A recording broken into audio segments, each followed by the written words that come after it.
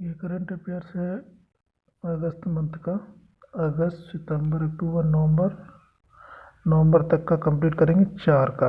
ये very important segment रहेगा current affairs की दृष्टि से। तो ये पहला पार्ट है इसका। हाल ही में खबरों में आया हमास क्या है। तो इसको थोड़ा हम बड़ा कर लेते हैं।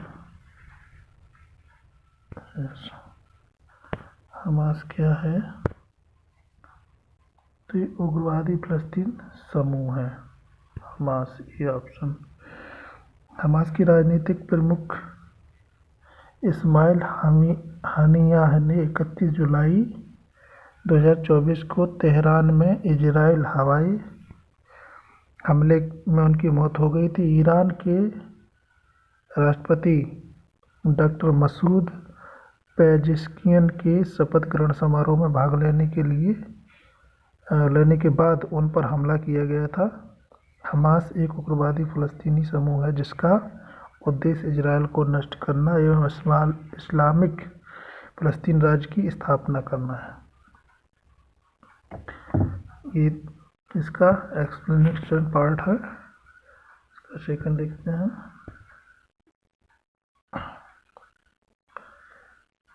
नेक्स्ट क्वेश्चन है, हाल ही में संघ लोक सेवा आयोग यूपीएससी के नए अध्यक्ष के रूप में किसे नियुक्त किया गया है? सुमन शर्मा, प्रीति सूदान, प्रदीप कुमार जोशी, राजीव नयन। तो इसमें है प्रीति सूदान। ठीक है, प्रीति सूदान जी को किया गया है। एक्सप्लेनेशन ये 31 जुलाई 2024 को राष्ट्रपति द्रौपदी मुर्मू ने 1983 बैच के आईएएस अधिकारी, और देखो ये क्वेश्चन से भी ज़रूरी है इसका एक्सप्लेनेशन जान लेना, क्योंकि इससे भी प्रश्न बन जाते हैं ज़्यादातर, इन दोनों से ही बनेंगे। तो ये सेगमेंट बहुत महत्वपूर्ण हो जाता है। और ये आईएएस अफसर है पूर्व केंद्रीय मंत्री स्वास्थ्य सचिव प्रीति सूदन को संघ लोक सेवा आयोग द्वारा यूपीएससी का नया अध्यक्ष नियुक्त किया गया। डॉक्टर मनोज सोनी की जगह पर इनको आसीन किया गया। बस इतना ही जानना है। हाल ही में किस मंत्रालय ने राष्ट्रीय प्रशिक्षुता और प्रशिक्षण योजना 2.0 पोर्टल लॉन्च किया है?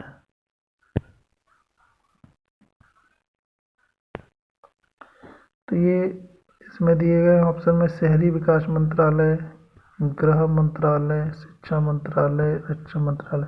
थोड़ा सेंस अगर लगाएंगे, प्रशिक्षण से संबंधित यदि कोई काम है तो सीधी सी बात है शिक्षा मंत्रालय ही उसको करेगा। तो इसमें शिक्षा मंत्रालय ने जो है राष्ट्रीय प्रशिक्षुता एवं प्रशिक्षण को पोर्टल लॉन्च किया है, शिक्षा विभाग के द्वारा किया गया है। नेक्स्ट प्रश्न है, हाल ही में संन्यास की घोषणा करने वाले अश्वनी पोनप्पा किस खेल से जुड़े हुए हैं? ये गेम से रिलेटिव है, खेल जगत का। Football, hockey, tennis, badminton. तो ये अश्वनी पोनप्पा जी कैसे हैं? बैडमिंटन से। ठीक है, बैडमिंटन से जुड़े हुए हैं। इसका एक्सप्लेनेशन थोड़ा देख लेते हैं, याद रहेगा। भारतीय बैडमिंटन स्टार अश्वनी पोनप्पा ने पेरिस 2024 खेलों में शुरुआती दौर में बाहर होने वाले ओलंपिक चरण की भावनात्मक रूप से संन्यास ले लिया है उन्होंने। बस इतनी जानकारी ठीक है। आगे देखते हैं 5 नंबर। नेक्स्ट क्वेश्चन है हमारा, जीका वायरस जो समाचारों में देखा गया था किस मच्छर से फैलता है? याद रहेगा, जीका वायरस एडीज मस्कीटो मच्छर से ये फैलता है। भारत में स्वास्थ्य मंत्री जीका वायरस रोग के प्रबंधन के लिए एक नई कार्य योजना की घोषणा की है। जीका वायरस मच्छर जनित INA वायरस है जिसकी खोज 1947 में की गई थी, युगांडा में हुई थी, और पहली बार इसने 1952 में मनुष्यों में इसका संक्रमण पाया गया था, 52 में, 5 वर्ष बाद। ठीक है, इसकी प्रजाति मच्छर के काटने से फैलता है। न का उद्देश्य वायरस के प्रभाव को प्रभावी ढंग से प्रतिबंधित करना है। ठीक है ना। चलिए नेक्स्ट क्वेश्चन है, हाल ही में खबरों, ये रिवीजन के लिए है, बार बार रिवाइज करिए, जो कि यही सेगमेंट से ज़्यादा प्रश्न आने की संभावना रहती, तो इसको हम ऐसे हिसाब से रिकॉर्ड कर रहे हैं जो आप परीक्षा के समय में इसको रिवाइज कर सकते हैं, कान से लगाकर रास्ते में चलते समय किसी भी समय। हाल ही में खबरों में आया है एडवांस्ड लैंड नेविगेशन सिस्टम किस प्रकार का नेविगेशन सिस्टम है। तो ये एडवांस्ड लैंड नेविगेशन सिस्टम किस प्रकार का है, ये रिंग लेजर गायरो आधारित नेविगेशन सिस्टम है, ये रिंग लेजर। और विकल्प दिए एडजेक्टिव नेविगेशन सिस्टम, समुद्री नेविगेशन, बहुत सेटेलाइट, तो इसको ध्यान रहे रिंग लेजर, गोल घेरे की तरह। ठीक है। भारतीय सेना ने अपने बख्तरबंद लड़ाकू विमानों के लिए इसको advanced land level navigation system के लिए MK2 की खरीद की मंजूरी दी गई। लेजर गायरो आधारित सिस्टम इनर्शियल GPS और हाइब्रिड नेविगेशन मोड को इसको प्रदान करता है। नेक्स्ट क्वेश्चन है, हाल ही में खबर में रहा है पेंगोंग झील, ये किस राज्य में है। तो पेंगोंग झील है लद्दाख में। ठीक है। ये झील के बारे में जब हमने पढ़ा होगा ज्योग्राफी में, तो उसमें भी ये चर्चा में रही है, तो आ सकता है, ये इम्पोर्टेंट क्वेश्चन है। चीन की पेंगोंग झील के पास में 400 मीटर लंबा पुल बनाया गया, जिस पर चीन ने पेंगोंग झील के पास में 400 मीटर लंबा पुल बनाया, जिस पर 60 सालों से उसका नियंत्रण है। यह पुल झील के उत्तरी और दक्षिणी किनारों के बीच में सैनिकों को तुरंत आवाजाही की सुविधा प्रदान करने के लिए बनाया है।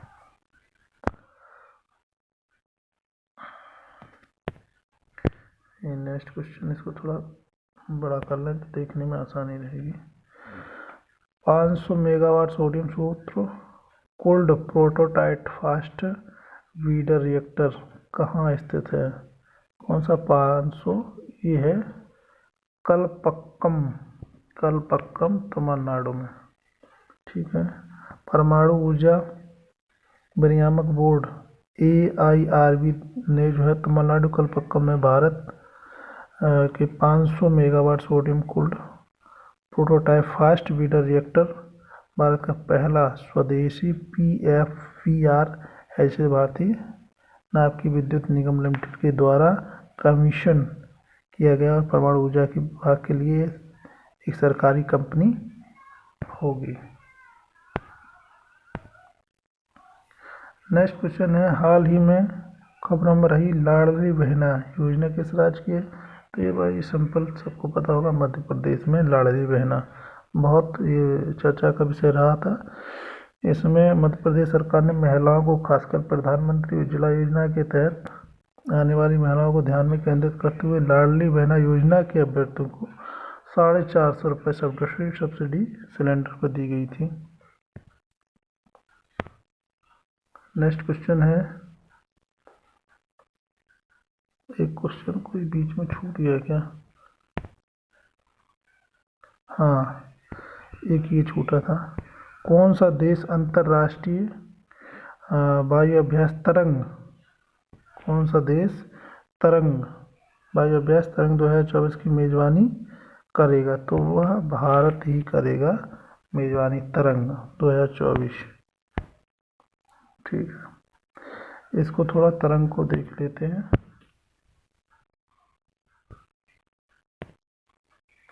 भारत 2 चरणों में सबसे बड़ा अंतर्राष्ट्रीय हवाई अभ्यास तरंग शक्ति आयोजित करता है। अगस्त में तमिलनाडु और सितंबर में राजस्थान में। इस आयोजन का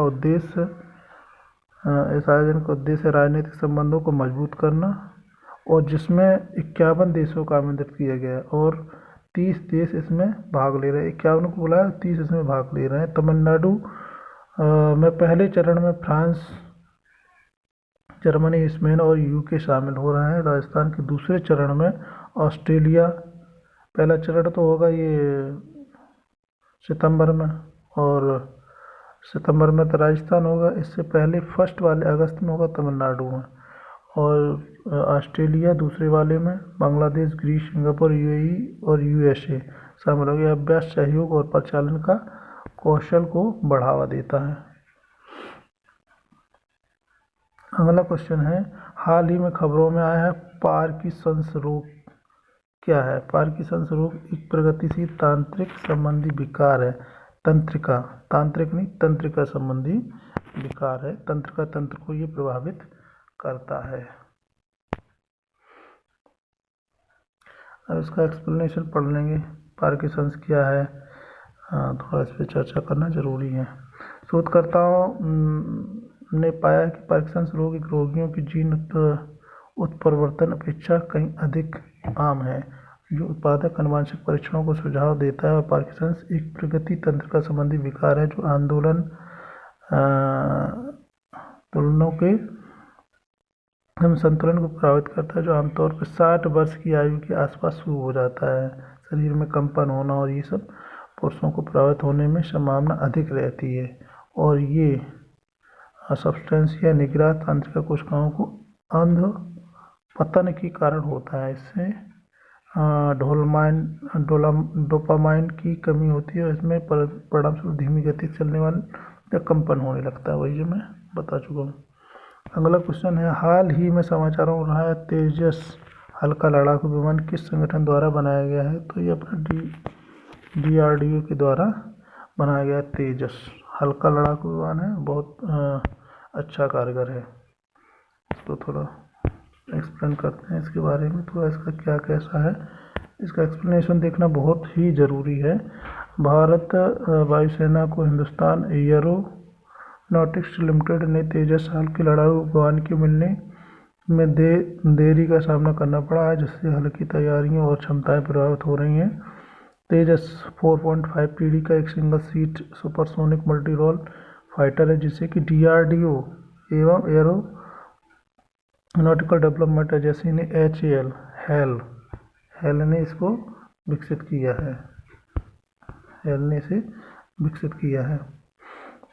और पुराने MiG-21 और SOZ 7Z बदलने के इरादे से इसे 2016 में IAF में शामिल किया। इसके 3 मॉडल हैं। इसे अपनी श्रेणी में सबसे छोटा और हल्का माना जाता है। अगला क्वेश्चन है, हाल ही में समाचारों में रहा है होलोंगा पार गिब्बन वन्यजीव अभयारण्य ये होलोंगा कहाँ पर है? ये है असम में, ठीक है ना, असम स्टेट में है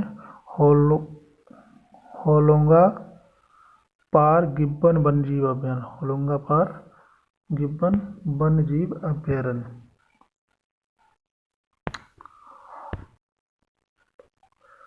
इसको देखते हैं थोड़ा।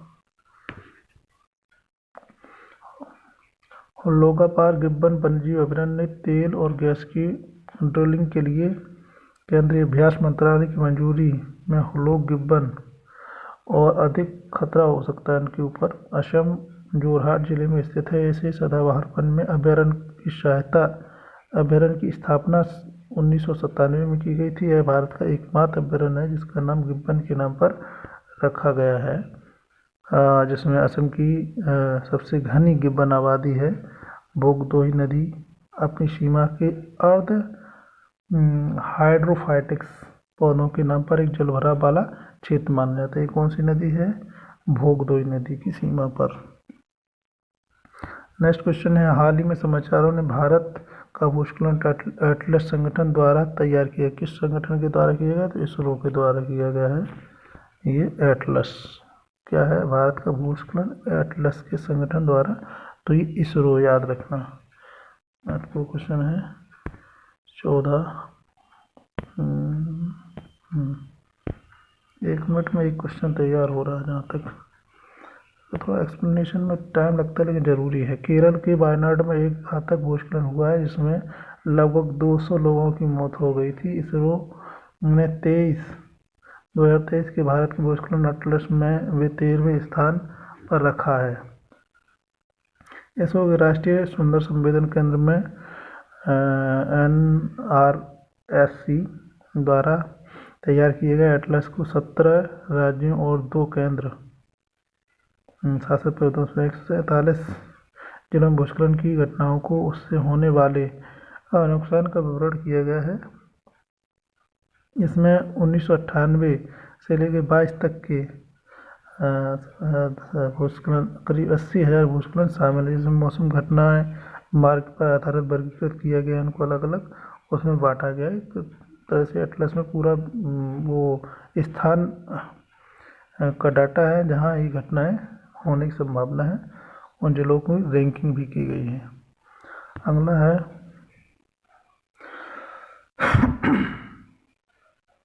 लिकेम्बी दवा जो समाचार में देखी गई है,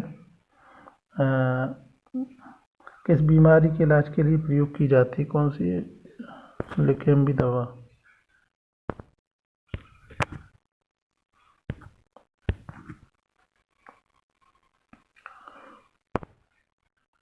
तो ये है अल्जाइमर।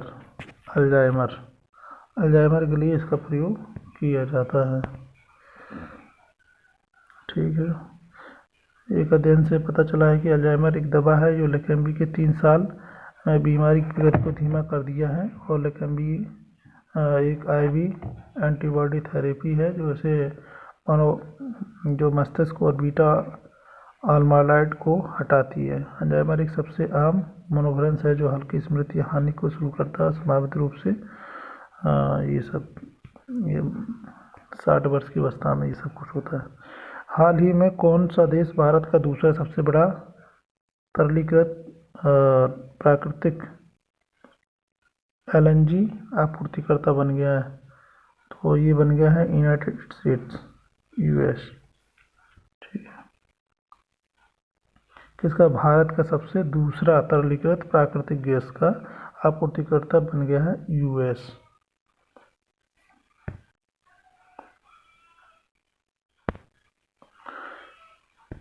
यूनाइटेड स्टेट्स भारत का दूसरा सबसे बड़ा जो है LNG का आपूर्तिकर्ता बनेगा, इसने USA को पीछे छोड़ दिया है, लेकिन कतर अभी सबसे बड़ा आपूर्तिकर्ता है और LNG हरित ऊर्जा का विकल्प के रूप में उभर कर आया है। 23 में इसने US दुनिया का सबसे बड़ा LNG निर्यातक बन गया है, जिसने द्रवीकरण के पिछले निवेशकों के कारण कतर को, ऑस्ट्रेलिया को भी पीछे छोड़ा है और USA की आपूर्ति को वृद्ध LNG को कम करके कीमतों पर उसको केप ऑफ गुड होप के माध्यम से भारत के करीब होने के कारण ये सब संभव हो पाया है। अगला प्रश्न है ये, संस्कृत मंत्रालय ने हाल ही में किस स्थान पर राज्य संग्रहालय सम्मेलन की मेजबानी की है? कौन सा राज्य संग्रहालय सम्मेलन की मेजबानी की संस्कृत मंत्रालय ने? तो ये सीधी सी बात है, ये भारत मंडपम के द्वारा नई दिल्ली में ही संभव हुआ है। और संस्कृत मंत्रालय पर्यटन मंत्री गजेंद्र सिंह शेखावत जी ने नई दिल्ली का आगामी युग के लिए संग्रहालय का उद्घाटन किया है। नेक्स्ट क्वेश्चन है, यात्रा एवं पर्यटन विकास सूचकांक 2024 भारत का स्थान पर्यटन में कौन सा स्थान रहा है? 39वां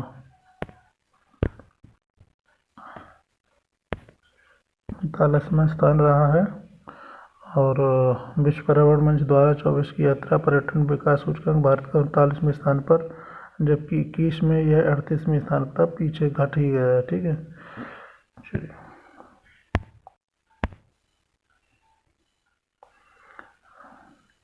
अगला प्रश्न है, हाल ही में चिकित्सा सेवा में महानिदेशक नियुक्त की जाने वाली पहली महिला कौन बनी है?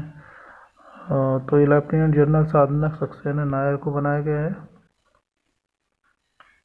लेफ्टिनेंट जनरल सक्सेना नायर 1 अगस्त 2024 को भारतीय सेना की चिकित्सा सेवाओं का नेतृत्व करने वाली पहली महिला बनी है। तीसरी पीढ़ी की ऐसे सक्सेना के सदस्य हैं लेफ्टिनेंट जनरल साधना सक्सेना, याद रहेगा। और भी इसमें दिए गए नेम, वो भी विकल्प देगा, लेफ्टिनेंट जनरल पुनीता अरोड़ा, और ये लेफ्टिनेंट जनरल माधुरी कनिटकर और लेफ्टिनेंट जनरल कविता सहाय, ये कुछ नहीं, सक्सेना याद रखना अगर ये महानिदेशक नियुक्त है। और हेल्थ क्षेत्र, हाँ, चिकित्सा सेवा के लिए। नेक्स्ट प्रश्न है, हाल ही में खबरों में रही रक्षा परीक्षण अवसंरचना योजना किस मंत्रालय द्वारा शुरू की गई है? तो याद रहेगा आपको, ये रक्षा मंत्रालय द्वारा की गई है। देखो, रक्षा परीक्षण से संबंधित है तो रक्षा मंत्रालय इसको करेगा, थोड़ा सेंस भी लगाने की ज़रूरत है।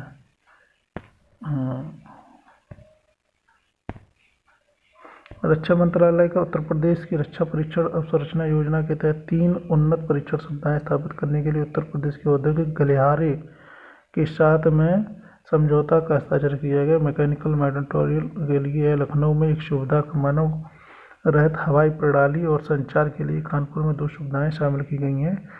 DTIS मई 2020 में रक्षा मंत्रालय के 400 करोड़ रुपए का एक बजट के साथ सर्वोच्च लॉन्च किया गया और उद्देश्य स्वदेशी रक्षा उत्पादन को बढ़ावा देना। ठीक, अपने स्वदेश में ही रक्षा उपकरण को तैयार करना इसका मूल उद्देश्य है।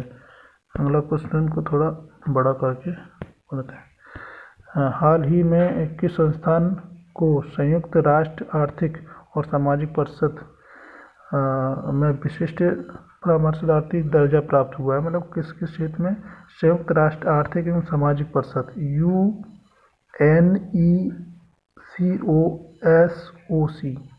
इसका चलो ऐसे ही पढ़ लेते हैं। किस संस्थान को संयुक्त राष्ट्र आर्थिक एवं सामाजिक परिषद में विशेष उसका दर्जा दिया गया है? तो ये दिया गया है KIITDU को, KIITDU को दिया गया। और बाकी के इसमें कानपुर भी है, IIT, और ये बिट्स है, IIT दिल्ली है, तो इसमें DU याद रखेंगे।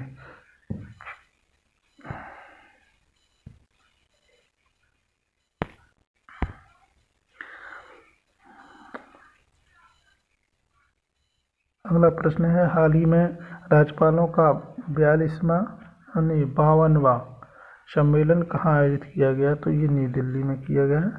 52वां सम्मेलन नई दिल्ली में किया गया है।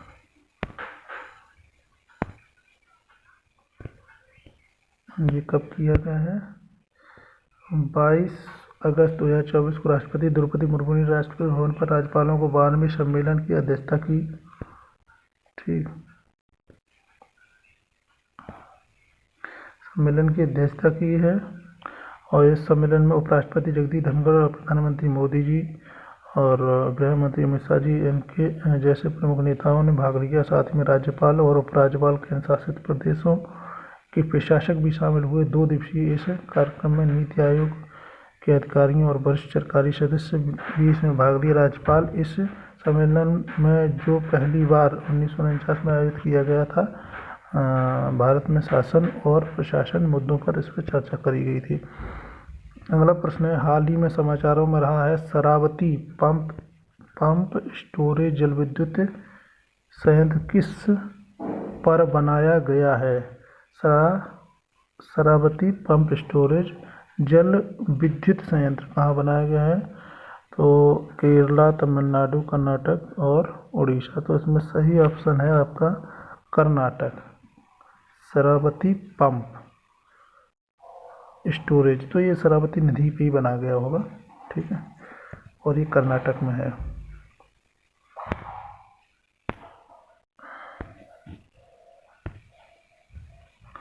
केंद्रीय विद्युत प्राधिकरण के भारत में 2 हाइड्रो पंप स्टोर प्लांट मंजूरी दे दी गई। इसमें कर्नाटक में 2000 megawatt Sharavathi hydro pump storage plant Talakalale और गेरुसोपा बांधों का उपयोग करेगा, और जिसका उद्देश्य है राज्य में बिजली की समस्याओं का समाधान करना। चलिए, अगला प्रश्न है, हाल ही में 4था राष्ट्रीय हिंदी विज्ञान सम्मेलन 2024 कहाँ आयोजित किया गया है? तो ये भोपाल में आयोजित किया गया हिंदी विज्ञान सम्मेलन 2024। ठीक, भोपाल में 24।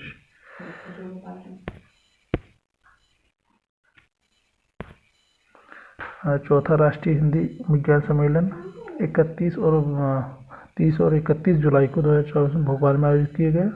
इस सम्मेलन का उद्देश्य हिंदी और विज्ञान प्रौद्योगिकी को अनुसंधान को बढ़ावा देना हिंदी के माध्यम से इन क्षेत्रों को लोकप्रिय बनाना था। इससे विज्ञान और प्रौद्योगिकी, आयुर्वेद, इंजीनियरिंग और विज्ञान संचार के विभिन्न विषयों पर 6 सत्र इसमें शामिल थे। नेक्स्ट क्वेश्चन है, हाल ही में चर्चा में रहे गुजरात के WHO global traditional medicine centre GTMC के लिए कौन सा मंत्रालय नोडल है? तो ये मेडिसिन का है तो इसमें स्वास्थ्य मंत्रालय ही होना चाहिए, आयुष मंत्रालय। देखो स्वास्थ्य से संबंधित आयुष मंत्रालय है, ठीक है। तो WHO ग्लोबल ट्रेडिशनल है तो इसलिए इसको आयुष से जोड़ा गया है। योगा भी इसी में आ जाता है। नेक्स्ट क्वेश्चन है, इसको थोड़ा डिटेल करते हैं। एक्सप्लेनेशन पढ़ना मोस्ट इम्पोर्टेंट है, क्योंकि अगर सीधे सीधे बनेगा तो इससे एक्सप्लेनेशन से प्रश्न बनेगा। आयुष मंत्रालय ने अगले 10 वर्षों गुजरात को जामनगर में global traditional medicine centre GCTM का समर्थन करने के लिए WHO के साथ में $85 मिलियन के समझौते पर हस्ताक्षर किए। यह फंडिंग सेंटर का विस्तार करेगी और इसके साथ में शोध को बढ़ावा देगी और इस समझौते को जिनेवा में WHO मुख्यालय में अरिंदम बॉक्ची और डॉक्टर ब्रूस ऑयलवर्ड ने हस्ताक्षर किया है और $250 मिलियन के कुल निवेश के स्थापित कर GCTM का उद्देश्य है आधुनिक विज्ञापन के साथ में आधुनिक चिकित्सा के माध्यम से वैश्विक स्वास्थ्य को बढ़ाना। केंद्रीय आयुष मंत्रालय गुजरात के जामनगर में, इसको इतना ध्यान रखें काफ़ी है। हाल ही में, अगला क्वेश्चन लेते हैं, हाल ही में खबरों में आया सिस्टूरा सोनरेंसिस किस प्रजाति का है? ये तो बड़ा अजीब नाम है। ये लॉन्च है, ये है लॉन्च। लॉन्च में है मकड़ी, मेढक, छिपकली, ये कुछ नहीं, ये लॉन्च प्रजाति का है। तो थोड़ा डिटेल कर लेते हैं, थोड़ा अजीब नाम है, समझ में आए। वैज्ञानिकों ने बांग्लादेश की सीमा के पास में मेघालय के दक्षिण गारो हिल्स में एक नई लॉन्च प्रजाति सिस्टूरा सोनारेंसिस की खोज की है। यह मीठे पानी में तलहटी में रहने वाली मछली 3 गुफा में रहने वाली आबादी में पाई गई है। एक तरह की मछली है और इसको लॉन्च प्रजाति की है। इसके भूरे काले रंग की पट्टी होती है और 13 से 26 काले धब्बे होते हैं। आम गुफा प्रजातियों में इसके विपरीत इसमें आँखें बनी रहती हैं और रंग कम होता है। यह सिस्टूरा सिंकाई को छोड़कर इस क्षेत्र में अन्य सिस्टूरा प्रजाति के भी होते हैं। अगला प्रश्न है, हाल ही में खबरों में आया है सरोगेट विज्ञापन क्या है? सरोगेट, बड़ा अजीब सा नाम है। सरोगेट विज्ञापन क्या है? तो इसको थोड़ा समझते हैं सरोगेट को। इसका ऑप्शन ये सही है, ये वाला। 4 ऑप्शन दिए, एक तो खेल के उपकरणों के लिए प्रकार, ये नहीं है, तो ये वाला है इसका सही उत्तर। ये एक विज्ञापन जो एक उत्पाद की ब्रांड की छवि को उसी ब्रांड के दूसरे उत्पाद को बढ़ावा देने को के लिए दोहराता है, ठीक है, ये ध्यान रखेंगे। ये सब नहीं है। सार्वजनिक स्वास्थ्य को बढ़ावा देने के लिए एक अभियान, ऐसा कुछ नहीं है। डिजिटल मार्केटिंग का एक रूप, ये भी नहीं है। ये विज्ञापन के से संबंधित ही लिया गया सरोगेट। ये इसका एक्सप्लेनेशन है, थोड़ा देखते हैं। स्वास्थ्य मंत्रालय, भारतीय खेल प्राधिकरण और भारतीय क्रिकेट कंट्रोल बोर्ड के खिलाड़ियों को द्वारा तंबाकू एवं शराब के उत्पादन को छद्म विज्ञापन को रोकने के लिए कहा गया है, ठीक है। ये जो लोग विज्ञापन देते हैं उसको रोकने के लिए कहा गया है। अक्टूबर के मूल उत्पादन विज्ञापन कानूनी प्रतिबंधों का कारण शराब, तंबाकू और कंपनियों को ब्रांड के नाम पर सामान अलग अलग हैं।